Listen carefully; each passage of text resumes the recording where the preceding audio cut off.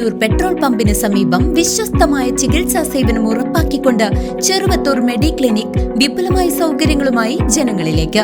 അത്യാധുനിക medical laboratory, ECG, observation unit എന്നിവ സജ്ജീകരിച്ചിട്ടുള്ള ഇവിടെ വിദഗ്ധരായ സൂപ്പർ സ്പെഷ്യാലിറ്റി ഡോക്ടർമാരുടെ സേവനവും ലഭ്യമാണ്. ചെറുവത്തൂർ മെഡിക്ലിനിക്, മായന്നൂർ.